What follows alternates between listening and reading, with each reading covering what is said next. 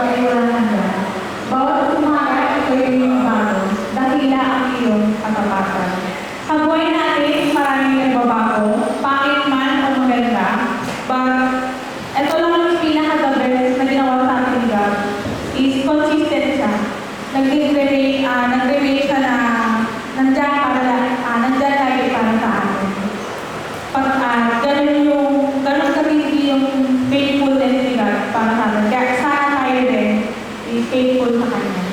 Kahit may struggle, kahit may time na nagkakamali tayo, hindi nagbabago ang pagmamahal niya.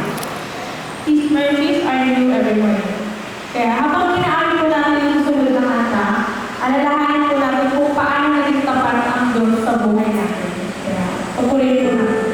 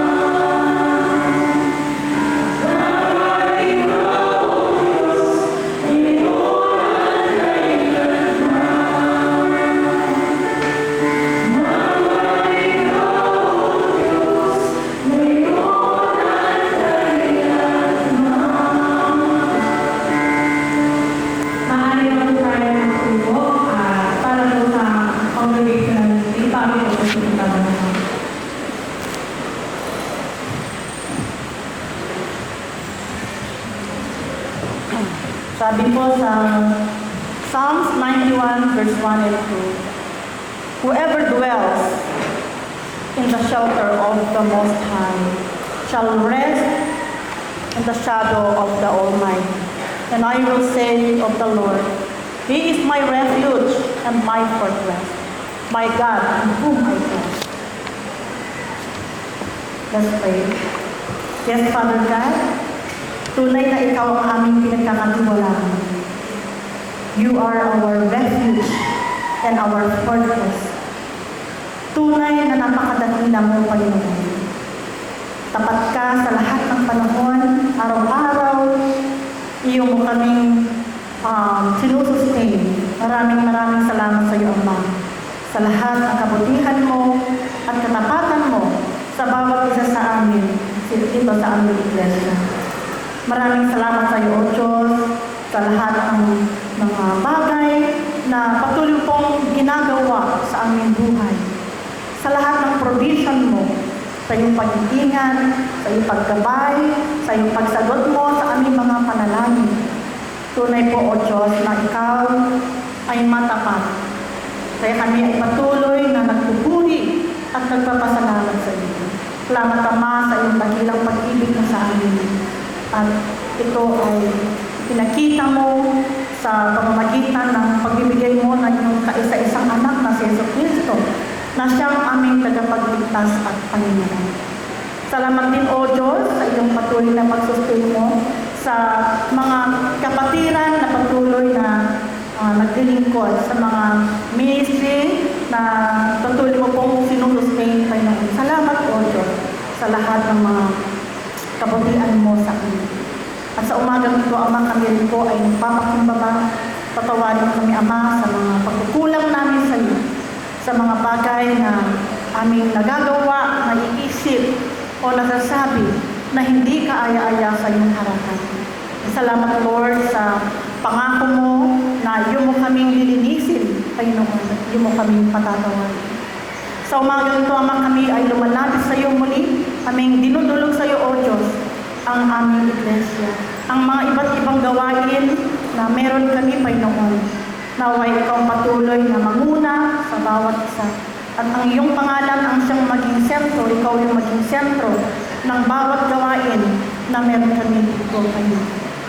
Patuloy mo pong pagpalain ang gawain ng council, ng elders and deacons namin, naway patuloy mo po silang pag-ingatan, gabayan, at patuloy mo sila bigyan ng karunungan, Panginoon.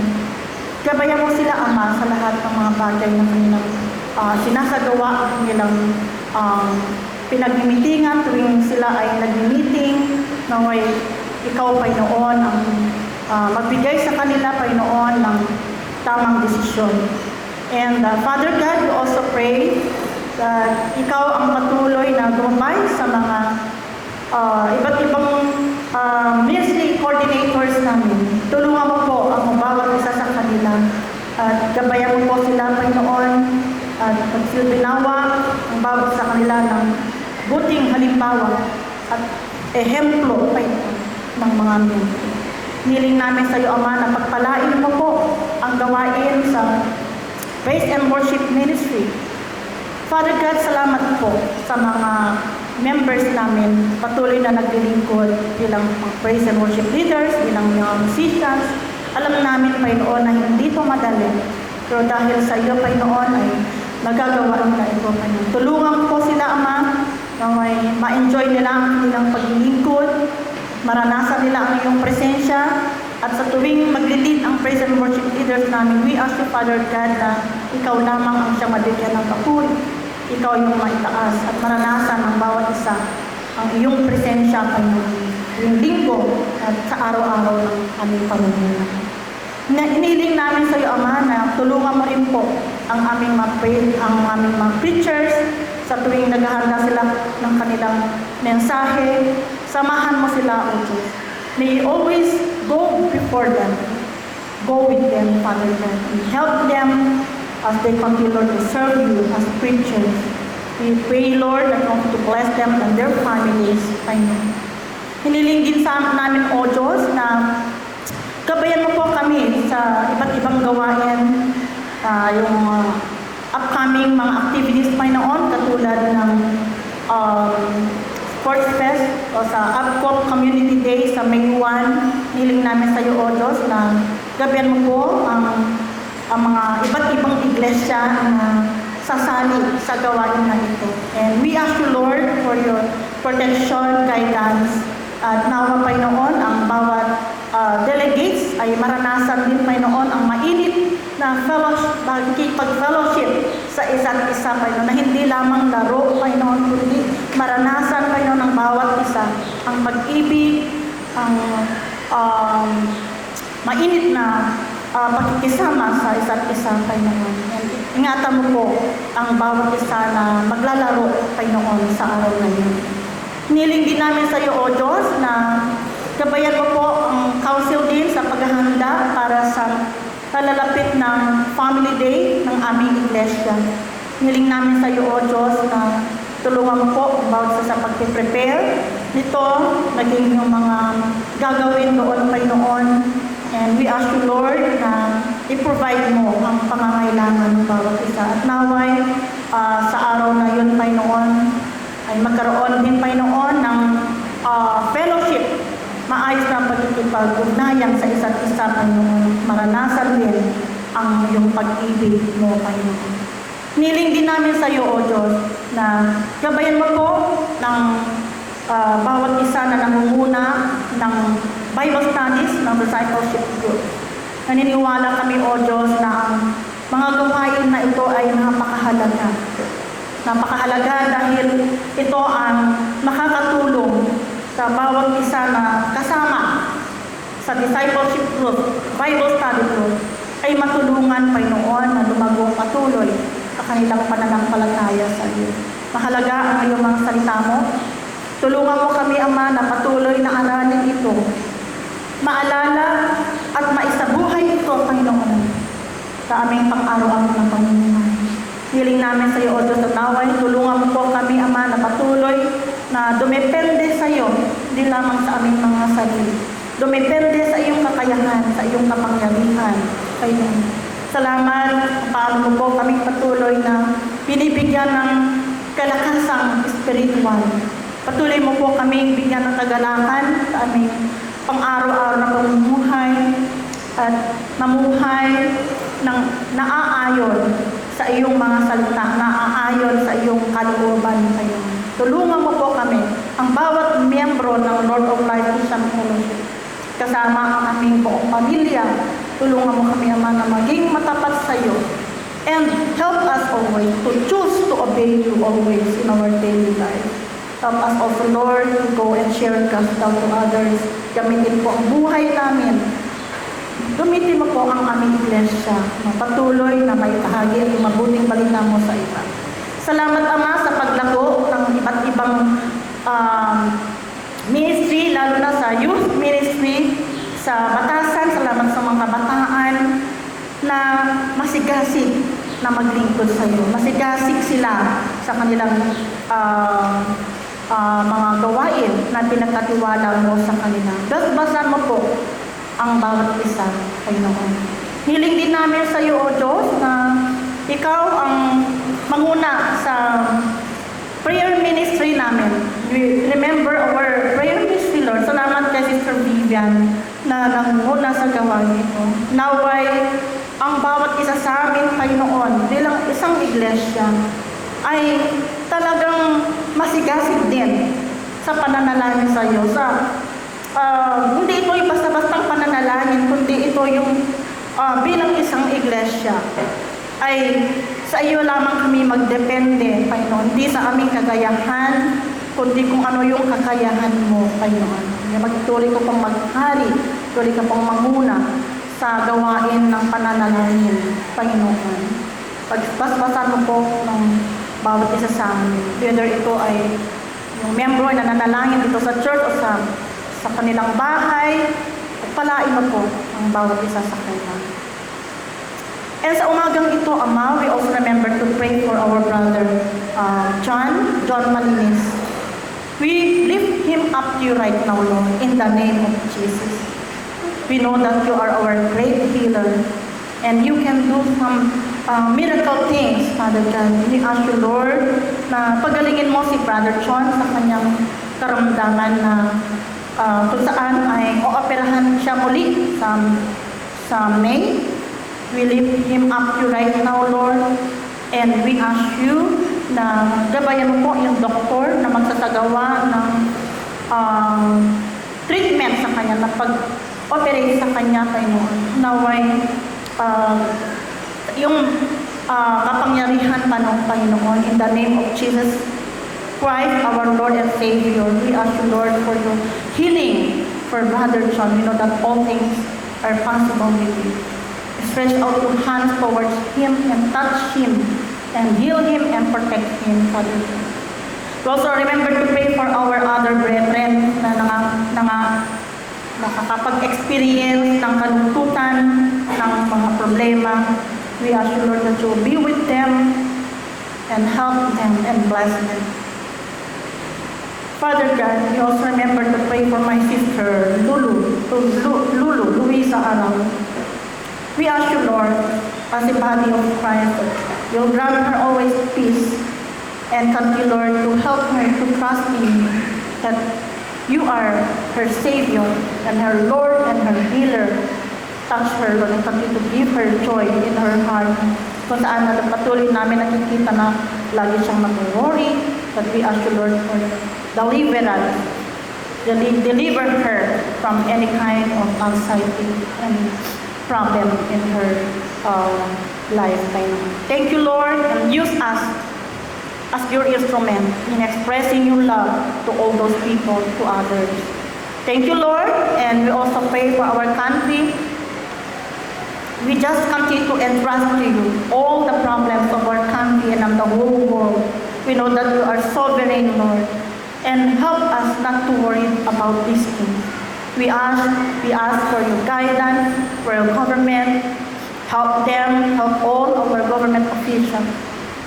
Kalalaman namin ang mga kakulangan ng bawat isa sa kanila, but we know that it's only you who could help, and you just continue to entrust all these problems, problema sa economy, problema sa energy, sa kakulangan, sa iba't ibang mga pangangailangan ng aming bansa. Punuin mo po ang anumang mga pangangailangan ng aming bansa. Naway maging maayos ang takbo ng aming government in accordance to your will. We just lift up all this to you, Father God. Lalo na yung address tungkol sa corruption. Nakakalungkot pa noon na nalalaman namin at ang iba't ibang problema sa corruption. And we just ask you for your help, Father. Thank you for everything, and thank you for being our God. You are our refuge and our fortress in whom we always trust you, Panginoon. Maraming salamat sa ito ang aming panalangin. Tanging pangalan ni Yesu Kristo, naming tagapagligtas at Panginoon. Amen.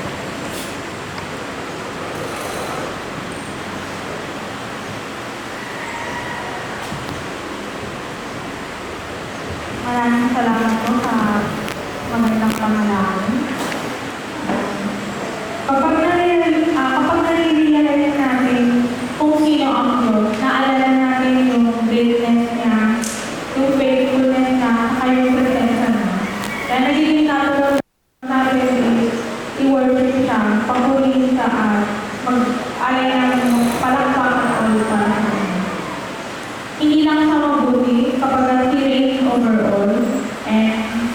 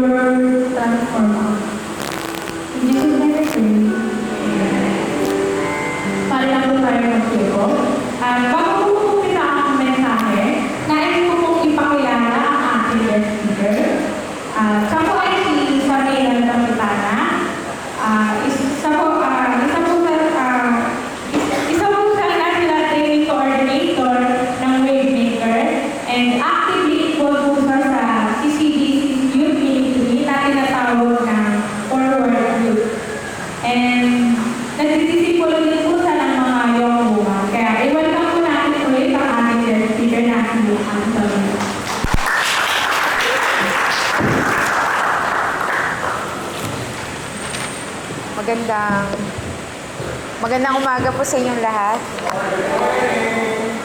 Happy Mother's Day po. Joke lang. Yung mga nakaraang pagkakataon po kasi nag-speak ako dito parehong Mother's Day. So, parang may pattern. Wait lang po ah. Baka naka-off. Okay po. Dami.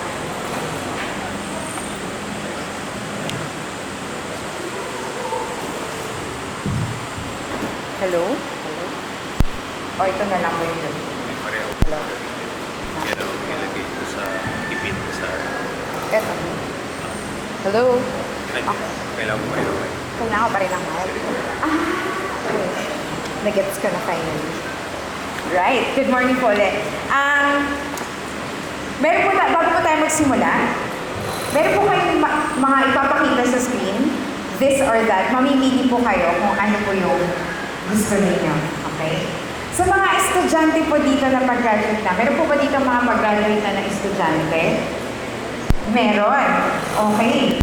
Kung papipiliin kayo sa inyong pag-graduate, pagpalagay lang natin, kaya ibigay ng mga magulang natin lahat. Gusto niyo ba na iPhone na hindi siya magamit? Sige, habang sinusubukan niya mag-flash sa screen, gusto niyo ba ng iPhone Pro Max, yung pinaka-latest 17, or trip to Osaka? Parang alam ko na mo rin naman gagaling yan, no? Okay. So, kung kayo naman po, meron po bang mga estudyante dito? Ano yung totoong sagot ng estudyante? Ay, ako sabi mo. Yan. Parang, thank you. What if, para sa mga ano naman po, mga nagtatrabaho, sino po dito yung mga young adults? Yay! Young adults. Yay! Okay. Okay, wait lang pa.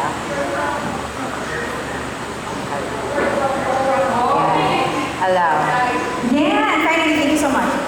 Para sa mga young adults naman po dito, kung kayo ay papipiliin to work from home lang, hindi kayo masyadong task agad.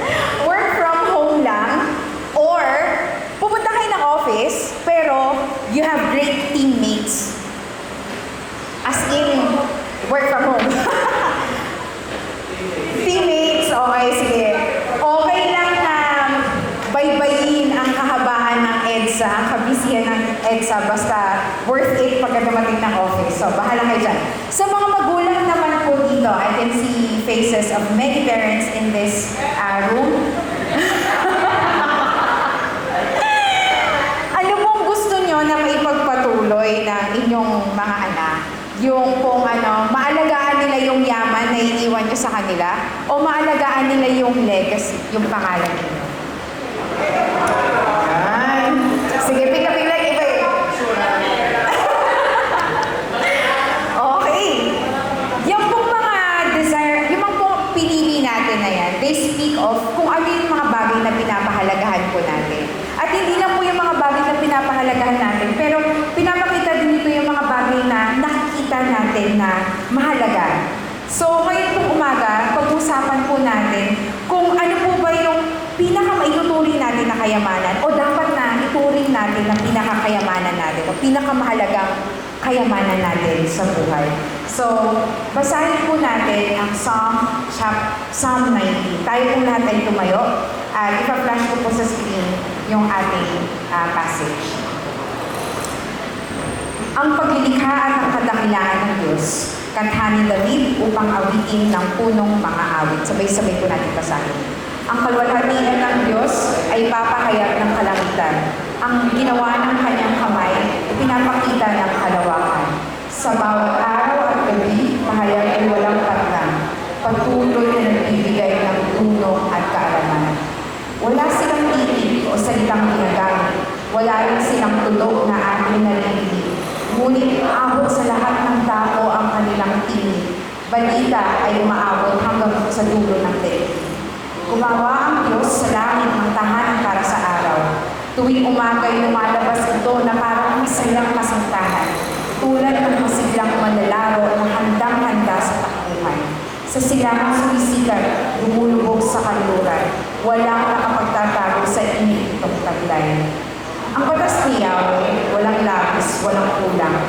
Ito'y nagbibigay sa tao ng panibagong kalakasan. Ang mga tuntunin ni Yahweh mapagkakatiwalaan, nagbibigay ng talino sa payak na kaisipan.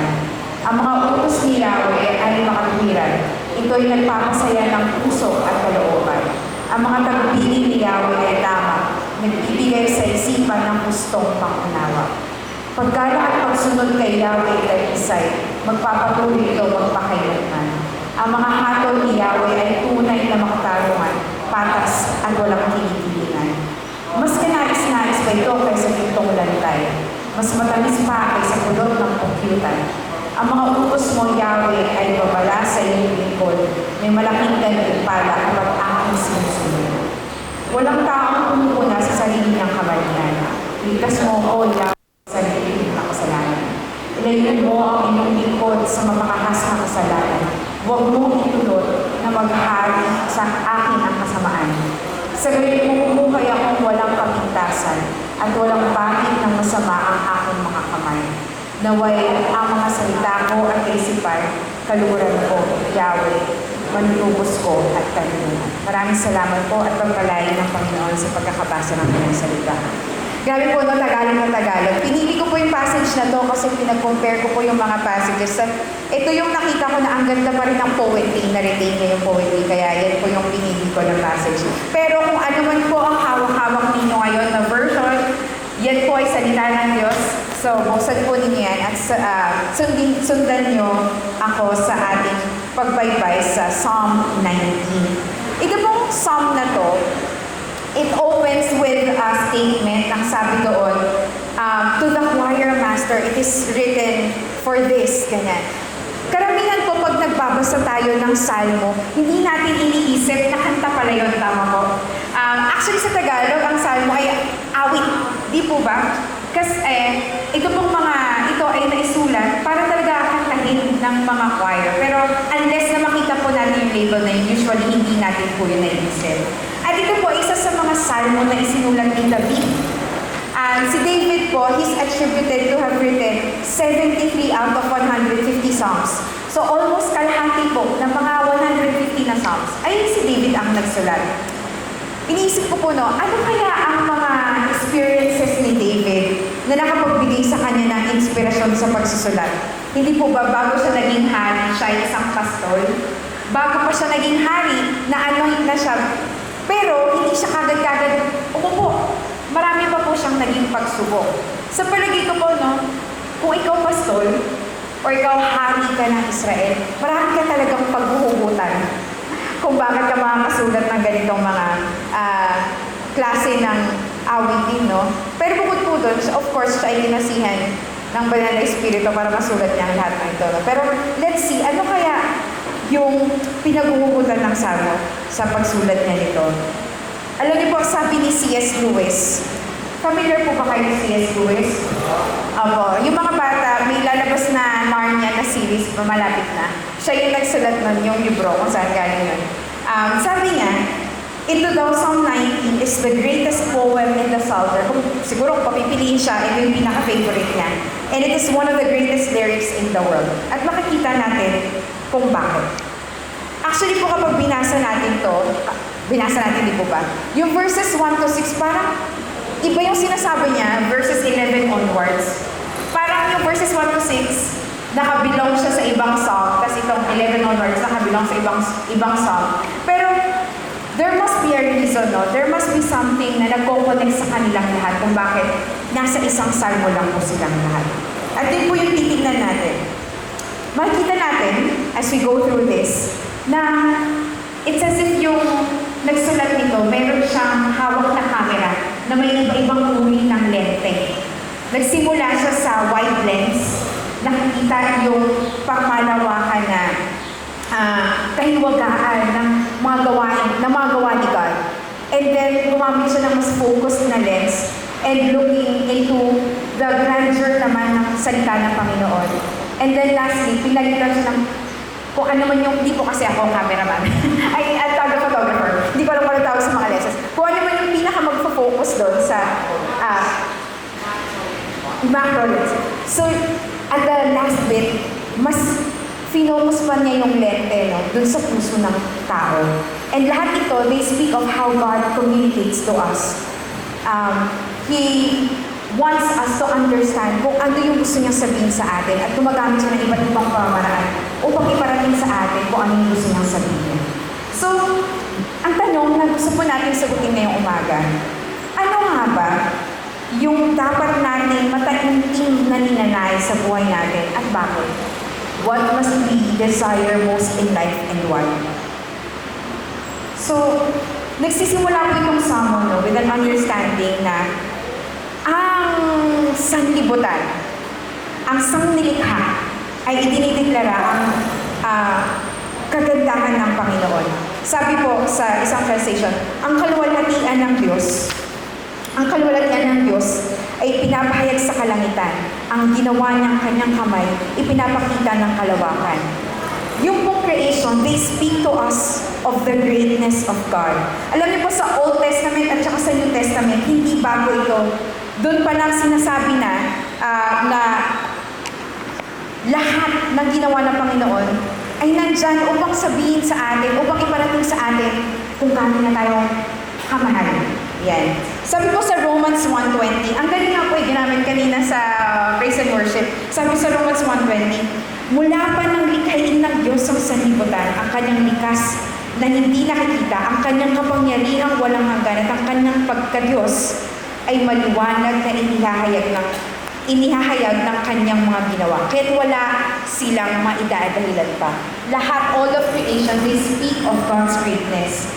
Dito po sa psalm na to, particularly sinasabi, ang creation po, the whole creation, it tirelessly speaks of God. Sabi doon, araw-gabi, gabi-gabi, walang tigil. Ipinapahayag ng sanlilikha ang kadakilaan ng Panginoon. Creation speaks of God's greatness eloquently. Sabi doon, walang salita na ginagamit. Siyempre, creation, wala naman silang language that di ba? Wala silang language that they speak the same as us human beings. Walang salita na ginagamit, pero, naibideklara nila ang kagalingan, ang kadakilaan ng Panginoon. At ginagawa nila ito resoundingly. Kumbaga, sabi sa isang translation, lumalaganap sa buong kalupaan. So, walang tigil, hindi kailangan gamitin ang salita, pero umaabot yung mensahe sa buong sanlibutan. Ganun po yung greatness ni God na pinapakita through creation. And gusto ko na ginamit ito to give us a perspective dito sa ano yung tinutukoy ni God dito sa creation. Ginamit niya yung sun, binanggit yung sun. Sabi doon, the heavens house, in the heavens, there God pitched the sun. Baliktad. In the heavens, God pitched the tent for the sun. Yun ang sabi. So, sabi doon sa song, the sun is likened to, sabi doon, isang kasintahan na gustong-gustong makita yung kanyang kasintahan. Wala kasing Actually po, mas gusto ko yung sa isang translation na asawa kasi sa English ang ginamit doon, like a groom coming out of his chamber. So, sa Jewish wedding traditions, ang ginagawa po kasi nila, di po ba ang tagal nila nagsiselebrate ng wedding? Towards the end, after na ma-consummate ang marriage, ang gagawin ng groom, lalabas siya mula sa kanilang panibagong bahay, kumbaga yung titira nila, and then he proceeds to rejoin the community. Kasi ang description doon, lagi yung groom when he rejoins the community, talaga namang halatang-halata na happy siya. Ganon. So, ganon po yung description dito sa sun, na eager yung sun na mag-shine. Radiant. Ganon yung sinasabi dito about the sun. Pero kung hindi naman po tayo nakaka-relate doon, sabi din, para din siyang isang atleta. na naghanda para sa race, talagang nag-prepare, at talagang sabi ko sa isang translation, nasasabik na tumakbo. Sino po ditong tumatakbo? Wala. Sabi ko sana, di ba? Di ba, when you run, or kung di, siguro ang gusto ngayon ay pickleball di ba? May nagpi-pickleball po ba dito? May nagko-compete po ba para sa pickleball? May ganun ba? May competition po ba sa di po ba when you compete for something, you prepare? Or kahit sa school, kung yung mga nagipag-compete dito para sa mga competition. Meron ba doon? Math competition, science competition, ganyan. Di ba you prepare for something? At pag dumating na yung araw ng competition mo, kahit na nakakatakot, dahil nag-prepare ka, you want to face it, di ba? There's a definite course na tatahakin. Ito talaga yun. So sinasabi na yung son, the son is determined to follow its track. Alam natin na the sun rises in the east, sa silangan, at nagsasettle sa kanlungan, sa west. So there's a definite course na pina-follow niya. Meron siyang isang layunin na binabaybay. We can be sure that it would happen. At dahil dito, nothing is hidden from its heat. I think sa Pilipinas, ramdam na ramdam po natin yan. Tama po, di po ba? Kung maaari lang, tumira na lang tayo sa loob ng ref ngayong mga panahon to. Ramdam natin yung heat. Hindi limit sa kaalaman natin na sobrang importante ng sun. Di po ba? Diyan nakabase kung yung mga seasons natin. Sa Pilipinas, kapag nasobrahan ng init, masisira ang mga pananim. Kapag wala namang init, puro bagyo, masisira pa rin ang pananim. So, a lot of it is dependent on the activity of what's happening, no, sa creation, and in particular sa sun. So, alam ko po na hindi natin kailangan maging astrophysicist, hindi natin kailangan maging scientist para maintindihan natin yung kadakilaan nitong mga nangyayari sa paligid natin, ng phenomenon natin, particularly the sun. Noong unang mga panahon nga po, ganun na lang kataas yung tingin nila sa sun, na dinodyos nila yung araw. Di po ba, sa Egyptians, anong tawag nila sa sun god nila? Sira. Kasi ganun na lang kataas yung tingin nila, dinodyos nila. And hindi yun yung sinasabi dito sa Psalms eh. Ang sinasabi dito, in the heavens, nandun lang yung sun. Ang ginamit sa Hebrew na word ay bahem. Bahem. So, by it, in it. So, in the vastness of the universe, nandun yung sun. Hindi yung sun yung pinaka-great. Nandun lang siya in the vastness of the whole universe. Kung yung sun nga hindi natin maarok, yung kaya nung gawin, isipin mo na lang yung vastness pa ng universe. Ito pong picture na kanina niyo pa po nakikita, this is just one chunk of what's happening out there. Recently po, ewan ko lang po sinubaybayan niyo yung Artemis 2. Yung moon, di ba? Yung parang, ang galing po, no? Parang, wow, Lord, grabe ka. Nung kinuha ko po kasi itong pictures na to, hindi pa masyadong sinusubaybayan yung Artemis, kaya yung nalagay ko dyan. So, this is called the Pillars of Creation. Yung dito po sa kaliwa, yan yung naunang picture na kinuha noong 1995. And then later on, noong 2014, it took another set of photos. Ito naman yung kanan. Di po ba mas malinaw? So, akala lang dati parang hazy lang yung picture. Pero now that they took another photo, sa isang bungkus na yun na mukhang haze, marami pa parang stars. And hindi lang yung basta stars, there are yung parang beginnings of forming ng galaxy. And this is just one chunk of the universe. Ganyan, objectively masasabi natin, kalaki yung ginawa ng Panginoon. Hindi natin siya kayang arukin. The universe indeed declares God's glory. So, ang tanong na gusto nga natin sagutin kanina, ano nga ba ang dapat natin matainting na ninanais at bakit? Dapat nating naisin ang Diyos at ang kanyang mga gawa dahil ang sanlibutan na mismo ang nagpapahayag ng kanyang kalwalhatian. Sabi nga po sa Psalm 8 verses 3 to 4, "When I look at your heavens, the work of your fingers, the moon and the stars which you have set in place, what is man that you are mindful of him, the son of man that you care for him?" Sa sobrang, gamitin natin yung lingwahe ng mga Gen Z, sa sobrang lala, sa sobrang lala ng lahat ng to, isipin mo, nagawa man ni God, na isipin tayo. Sino ba naman tayo? Di po ba? Para maintindihan natin kung ano ba yung dapat natin binavalue in life, kung ano ba yung dapat natin ang pinakaninanais ng life, kailangan muna natin maintindihan yung kadakilaan ng Panginoon eh. Itong dakilang Diyos na to, nakitang-kita naman sa kanyang nilikha, pinili niya na makipagtingin sa atin. Pinili niya na magkaroon ng relationship sa atin. Sa ating po mga Pilipino, pakiramdam ko, hindi problema eh. Hindi problema na i-attribute natin yung creation kay God. Actually, kabaliktaran. We wrongly attribute yung God character sa mismong creation.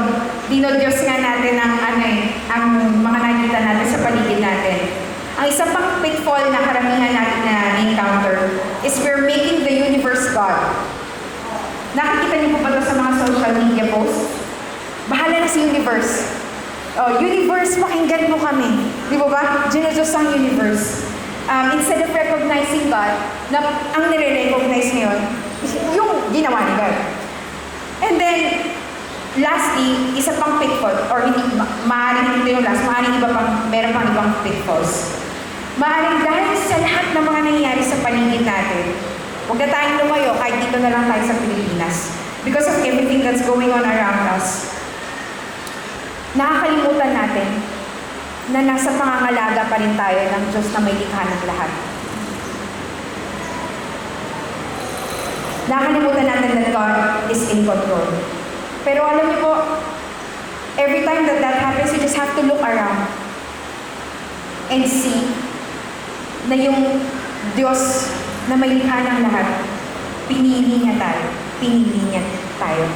So tuwing nakukulong po tayo sa ating mga sarili, tuwing napupuno po tayo ng mga alalahanin, ng iba't ibang mga kaisipan tungkol sa buhay at sa mundo na hindi naman galing kay God, tumingin tayo sa kalangitan, pagmasdan natin ang kalangitan, at mamuhay tayo sa ilalim ng kanyang kapangyarihan.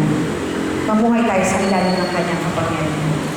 So, ang tanong ko, ano yung adjustments na pwede natin gawin sa buhay natin in order that we could make space to process na itong lahat ng ito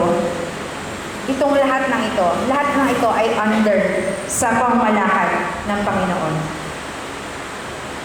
Hindi po natin kailangan na maraming pera para makapag-trip pa tayo out of Metro Manila to do that.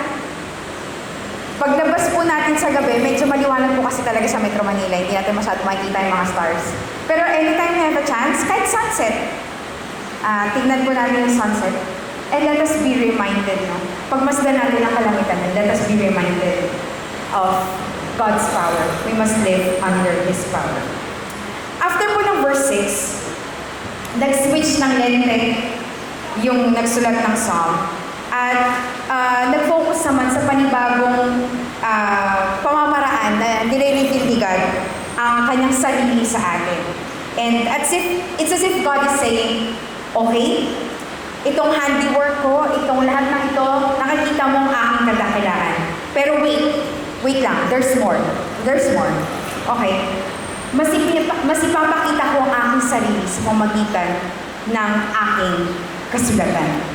And itong backdrop po na to ng creation, this awe-inspiring backdrop of creation, ito po yung parang basis or foundation that we look into God's Word so that we could appreciate it more deeply, more closely. Ito pong verses 7 to 11, it's a masterclass in Hebrew poetry. Alam niyo po sa Hebrew, ang poetry, ang nagtutugma-tugma dulo ng salita. Ang nagtutugma-tugma ay yung kaisipan. So, yun po yung nagra-rhyme. So, aayusin nga po natin yung verses 7 to 11. Pwede tayo mag-create ng tatlong column eh. Yung unang column, lahat doon, yung mga salitang ginamit about sa Word ni God. Sa second column, lahat ng mga characteristics ng Word ni God. Sa pangatlong column, kung ano yung ginagawa ng Word ni God sa atin. Tingnan po natin, no, isa-isa. So, ito po yung mga ginamit. In English, the law of the Lord, the testimony of the Lord, the precepts of the Lord, the commandments of the Lord, the fear of the Lord, and the judgments of the Lord. Yan po yung mga iba-ibang salita na ginamit to pertain to the Word of God. So, hindi lang po ito yung first 5 book of the Old Testament, yung Torah, yung Genesis, Exodus, Leviticus, Numbers, Deuteronomy. Ito rin po yung lahat ng inireveal ng Panginoon na mga katotohanan niya. Lahat ng mga promises niya, lahat po ito, yan yung sinasabi na salita ng Panginoon.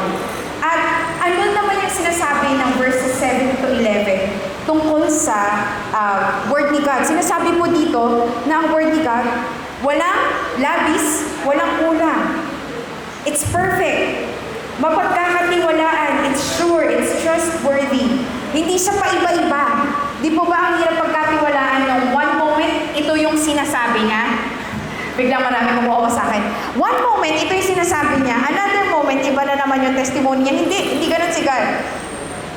Never changing siya. Steadfast siya. Pangatlo, right. He is just, He is fair. Dito po sa Tagalog, makatuwiran yung sinabi dito. And all of this, it speaks of God's Word being radiant, being clear, being pure. It illuminates our path.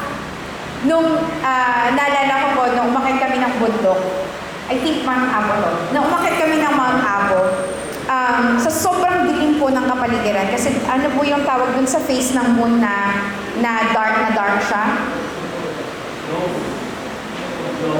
No moon. Sobrang dilim po. So ginawa namin, nag-create kami ng sulog using branches ng banana plant. So nag-create po kami ng mga sulog. At alam niyo po, doon ko lang naintindihan na Thy word is a lamp unto my feet. Alam niyo po kasi kung saan namin tinututok yung makeshift sulog namin? Sa paa.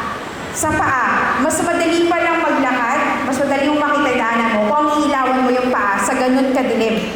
So, to me, yun yung picture ng God's Word is a light unto our path. Illuminate nito kung ano yung dapat ba nating tahaking landas. Ito ay dalisay. At ito ay tunay na makatarungan. Ang salita ng Panginoon, bilang ganito siya, no? Napaka-perfect siya. Swak siya para sa ating mga pangangailangan. And even more, ito po yung mga ginagawa niya para sa atin. Nagkakaroon tayo ng panibagong kalakasan. Sabi dito, it restores the soul in English. It makes wise the simple. Kung hindi mo alam kung anong gagawin, binibigyan ka dito ng wisdom. Yun ang ibig sabihin nito eh. Nagpapasaya sa puso at kalooban. It's rejoicing the heart in English ang sabi. It is enlightening the eyes.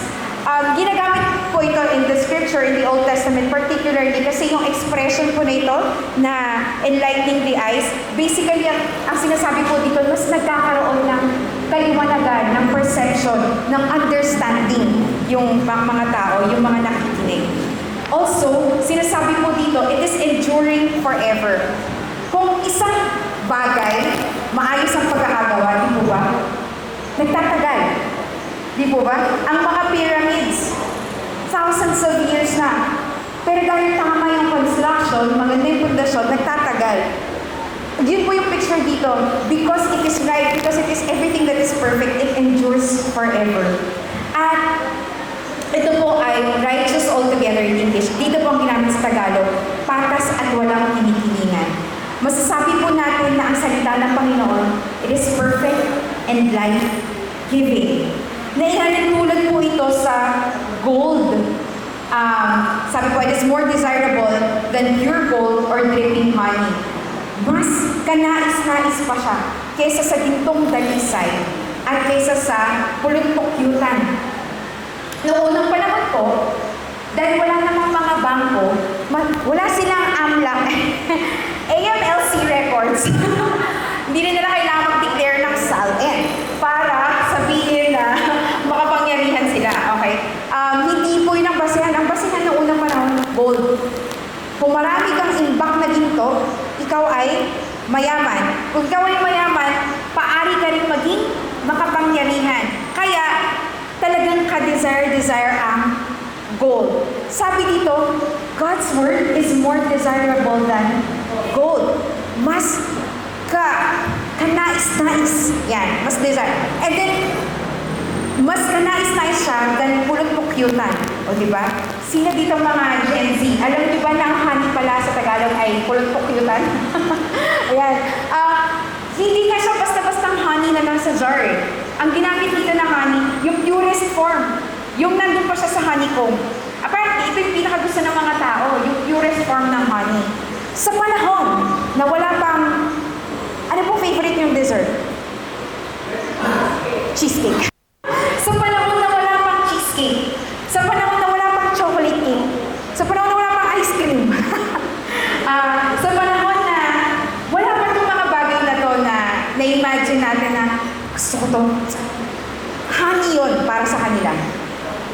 At ang sabi, God's word is more desirable than that thing na lagi mong inaasam-asam or gusto mo na makuha. So, itong images na ito ginagamit, no, to communicate to us yung desirability ng Word ni God. Ang Word mo ni God, it makes our lives truly rich and therefore is more valuable than gold. It nourishes our soul, it gives us pleasure, at it is more delightful than honey. So, lahat ng ito po, ang sinasabi lang sa atin, God's Word, dapat, ito yung ituring natin yaman. Ito yung dapat na ituring natin na deepest delight ng ating puso. At nagpatuloy po ito, sabi sa verse 11, ang mga utos mo, Yahweh, ay babala sa iyong lingkod.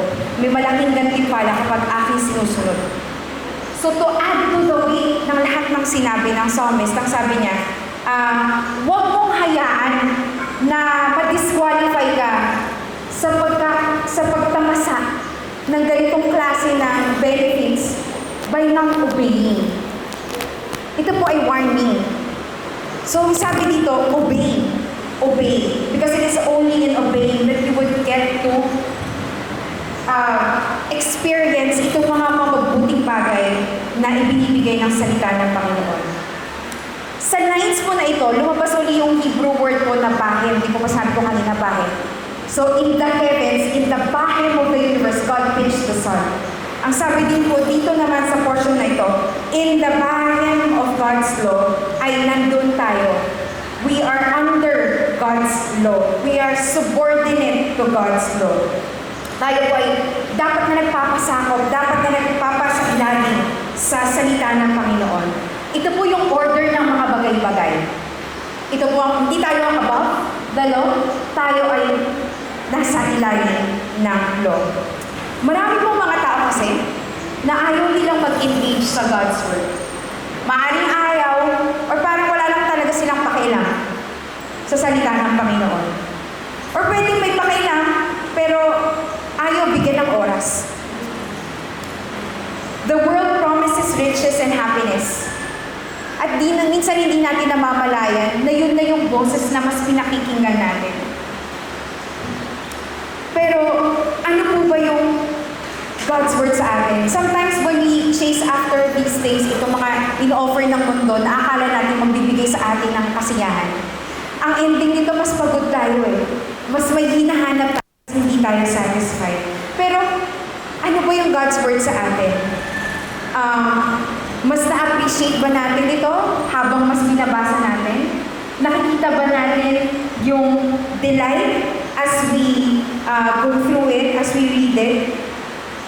Or are we looking for joy in the wrong places?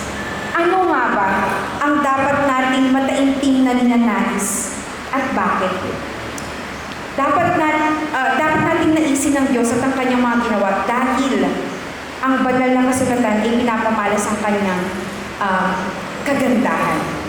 Sabi po sa verses 1 to 6, God is great, di po ba? And it is shown in His creation. At dito po sa verses 7 to 11, ito naman yung kagandahan ng kanyang salita. And God wants to connect with us through His Word. Hindi siya tumigil sa creation. Hindi siya tumigil na maganda lang yung creation. Maganda rin ang kanyang salita. At itong mga to ay ginagamit niya upang makipag-communicate sa atin. Upang mas malaman natin on a personal level how much God loves us. Di po ba if you're in a relationship with someone, marami po dito may asawa na. Marami din po siguro dito ang mga in a relationship. O tago lang. Di po ba kapag meron kang minamahal, or meron kang, siguro kahit di pa minamahal, meron kang gusto, okay? Di ba gusto mo siyang kausapin? Minuminuto? Naalala ko po, nung ako ay nasa college, siguro malalaman yung age ko lalo. Kapag pinito ko to. Nung unang panahon po kasi, kapag nag-text ka, hindi naman nasisave yung yung chain yun ng messages, di ba? Parang isang exchange lang, tapos panibago na naman yun na nakasave sa inbox mo, di ba? So dahil dyan, yung text exchange po namin ng crush ko, ginawa ko, pathetic. Sinulat ko po talaga siya isa-isa. Sa mga po, maliliit na notes, yung kada isang exchange, may time, may date, may time. Kasi hindi nga nasa-save, di po ba? So sinulat ko yung lahat. At sinave ko po yung sa isang maliit na box. Sa isang magandang box na may ribbon. Sabi ko sa pamangkin ko, sabi ko sa kanya, kapag ako namatay, ang babaw ko, pero pag ako namatay, please pakibigay ko sa crush ko. Ganun ko tinitreasure yung conversation namin. Nakakatawa man, pero ganun, aminin po ninyo, kayo naman love letters, tama po, di po ba? Yeah. Di ba? Nakatago pa yung may pabango pa yung love letter na yan, di po ba? Ay, wala na. No. Tinitiklong pa yung love letter na yan, di po ba?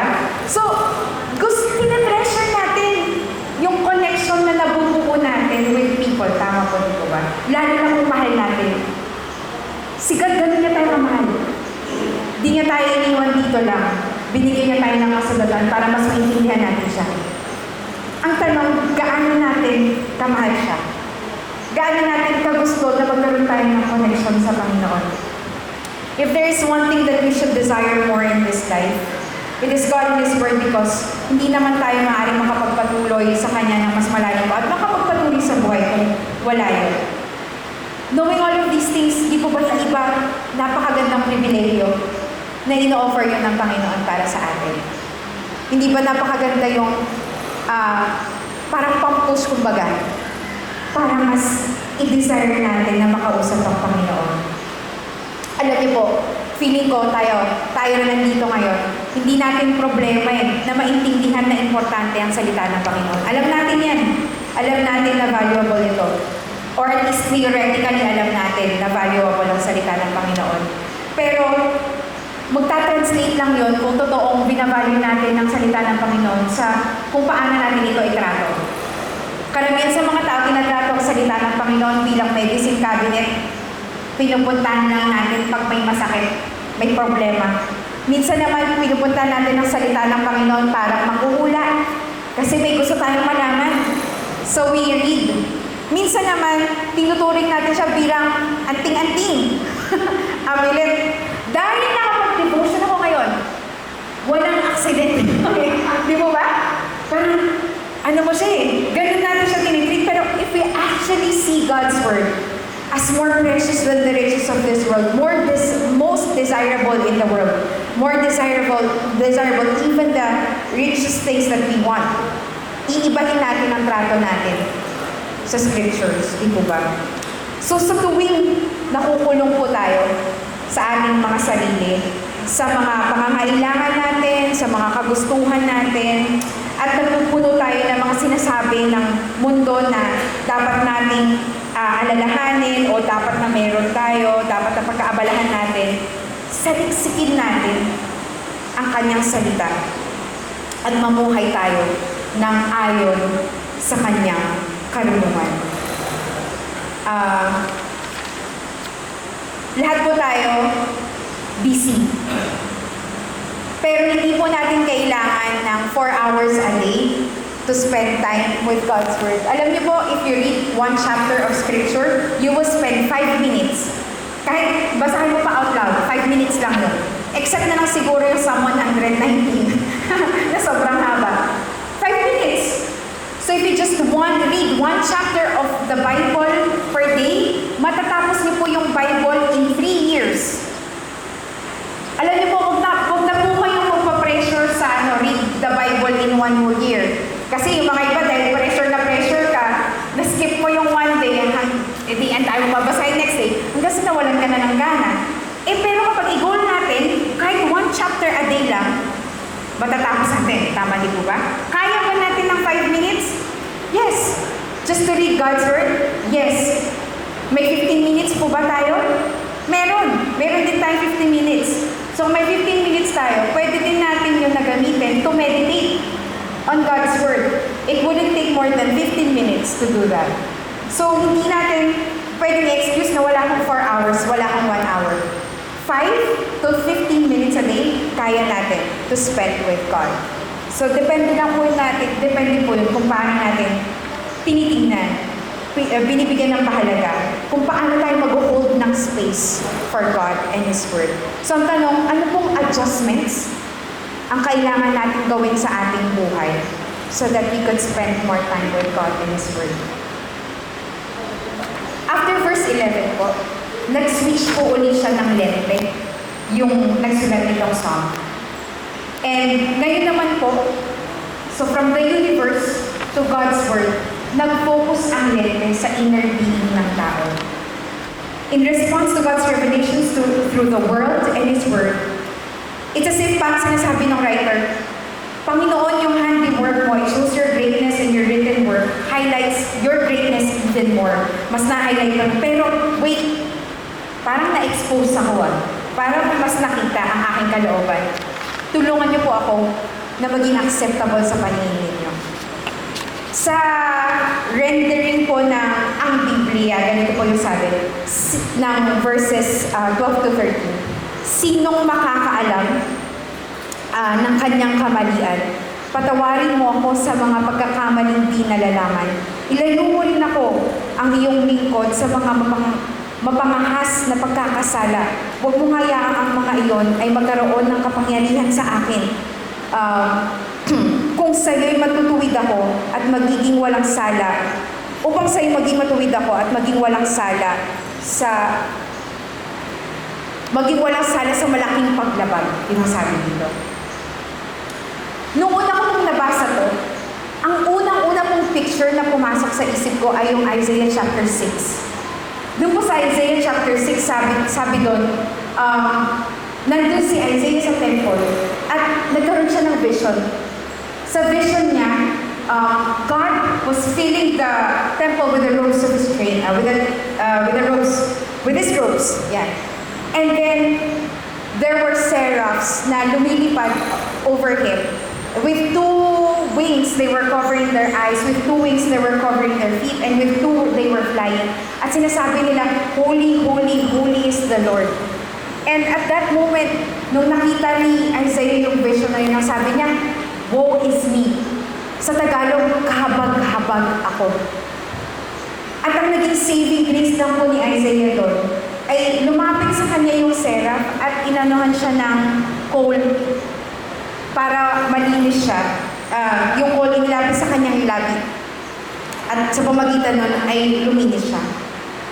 Ito po yung picture nito, no? Kapag nakita natin yung kadakilaan ng Panginoon, walang ibang ending yun, kundi makita din natin kung gaano tayo hindi karapat-dapat sa harapan niya.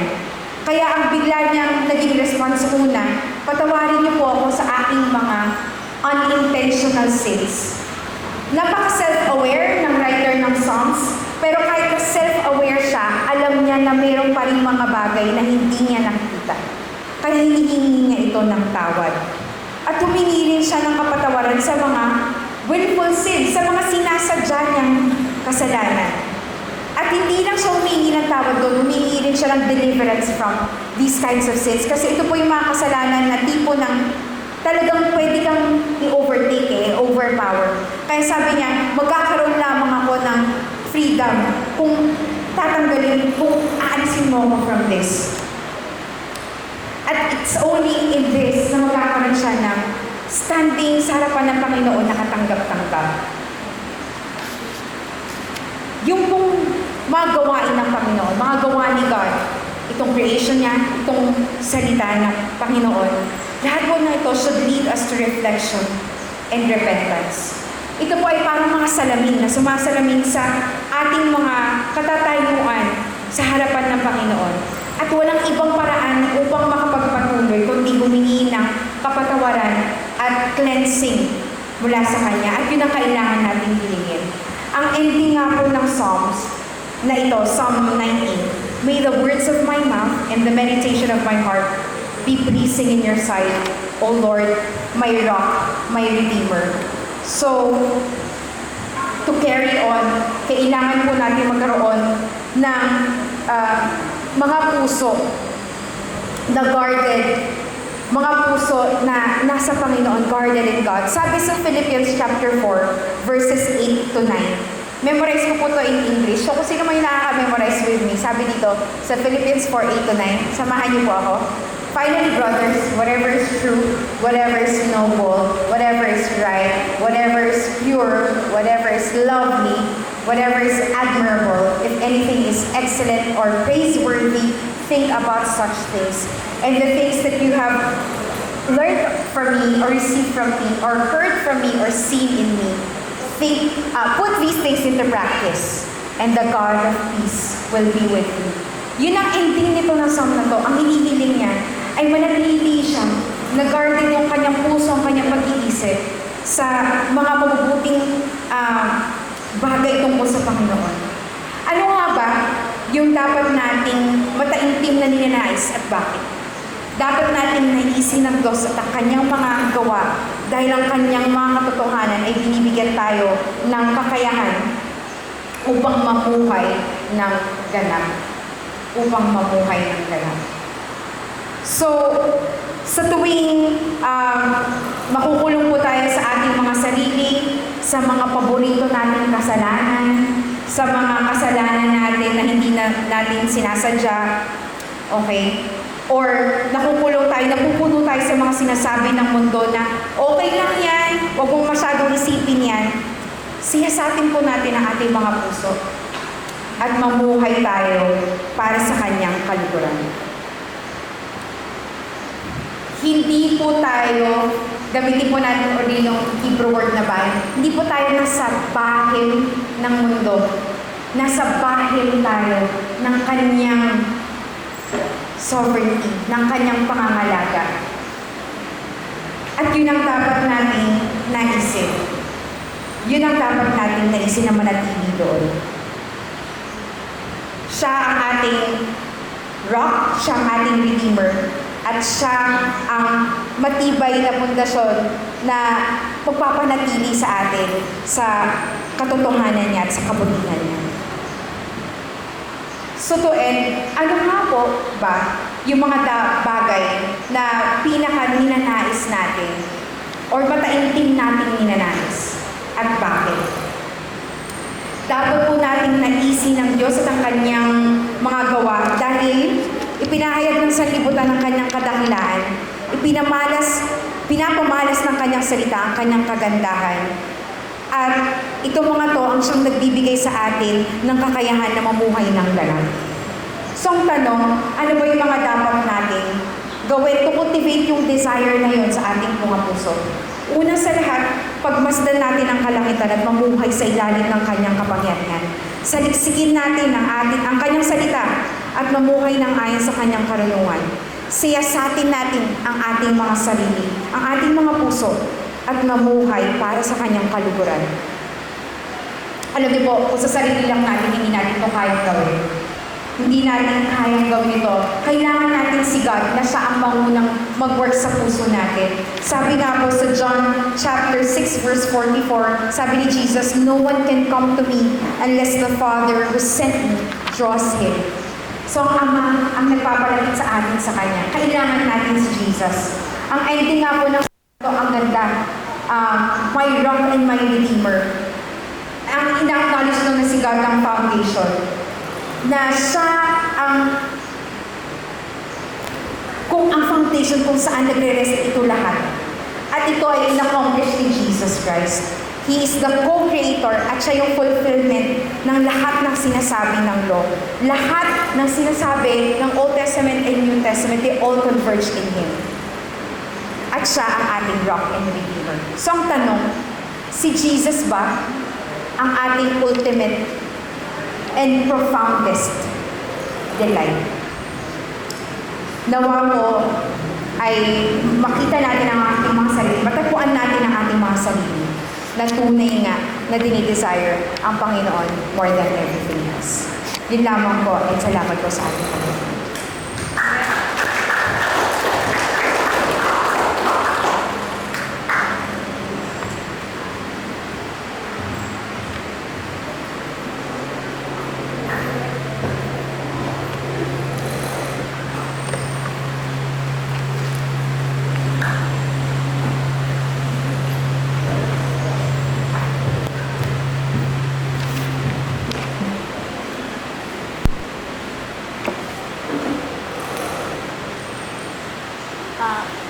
Maraming salamat po sa napakagandang salita ng Diyos. Tuloy po na remind tayo sa Psalm 19 that God reveals Himself through creation and through His Word, guiding us and giving us a blessed life. So yung question, paano tayo mag-respond sa mensahe ito? If all creation reflects His glory and His Word is true and faithful, pipiliin ba natin sundin siya? As we sing, gawin natin itong personal na witness to follow, to trust, and to live out His word. If creation responds to Him, then so will we. So, tayo po tayo